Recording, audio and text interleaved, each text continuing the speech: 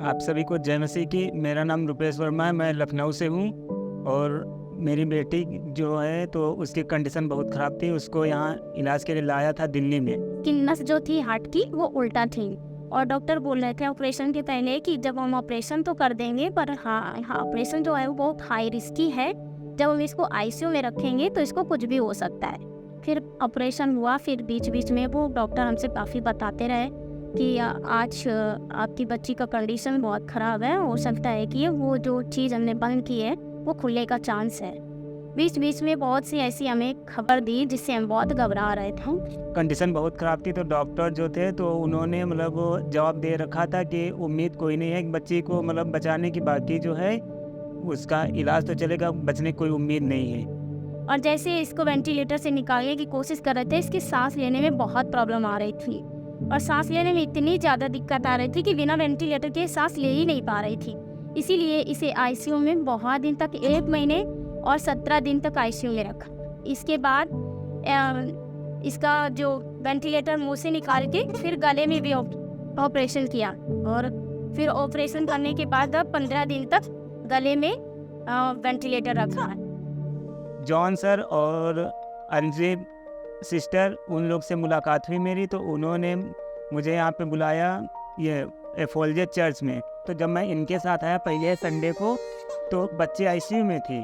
मेरा दिमाग ही नहीं काम कर रहा था कि मतलब क्या होगा क्या नहीं होगा। बस इन्होंने दिया तो हमने कहा चलो ठीक है, मतलब भाई ने एक रास्ता बताया तो मैं भी वहाँ जा रहा हूँ, दुआ करूँगा जाके, बाकी परमेश्वर की जो इच्छा है तो वो होगी। मगर यहाँ पे जब प्रेयर हो रही थी तो मतलब मैं प्रेयर, पास्टर जी जो बोल रहे थे कि प्रेयर करो, मतलब आंखें बंद की मैंने। In the name of Jesus, यीशु के नाम में be healed चंगे हो जाओ। from the crown of your head अपने सर से to the soles of your अपने feet. पांव तक Be healed. Heart disorders be healed. दिल की बीमारियां चंगे हो जाओ। प्रेयर के टाइम पे देखा कि बच्ची को ये वाइट रोशनी में मतलब इसको एक हाथ पैर चला रही है, मतलब देख रही है सब कुछ। और जबकि उस टाइम जब हम यहाँ चर्च में आए थे तो वो बच्ची नहीं थी। तो जब वापस लौट के गए तो डॉक्टर बोलने लगी कि आप जो हैंड वॉश कर लीजिए। हैंड वॉश करने के बाद बच्ची को मतलब टच कीजिए। पेरेंट्स टच करते तो बच्ची को हो सकता है कुछ मतलब उसको होश या कुछ भी। तो जब मैं गया तो बच्ची के मत्थे पे हाथ रखा तो भाई ने कहा कि मतलब जो इन्होंने बताया कि यीशु मसीह के नाम से बच्ची चंगी हो गई है। प्रेयर के टाइम पे महसूस हुआ कि बच्ची वहाँ चंगी हो गई।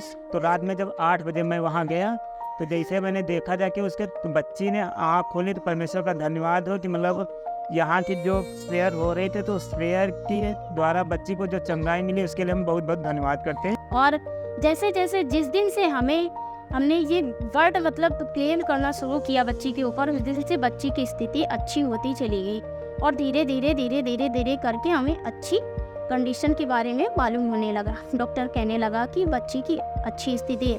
और जब लास्ट में बच्ची बिल्कुल चंगी हो गई तो डॉक्टर हैरान थे। वो कह रहे थे कि शायद आपने इसके लिए बहुत प्रे करी है, वरना इसको बचाने वाला कोई नहीं था। खुशी का तो मतलब कोई इजहार ही नहीं कर सकता कि मतलब क्या खुशी। मगर परमेश्वर ने हम लोगों को भी एक समझ लो कि हॉस्पिटल से निकाला, बीमारी से चंगा किया और बच्ची को, तो उसके लिए हम बहुत बहुत धन्यवाद करते हैं परमेश्वर का। सच में परमेश्वर ने हमारे जीवन में और हमारी बच्ची के जीवन में बहुत बड़ा काम किया है।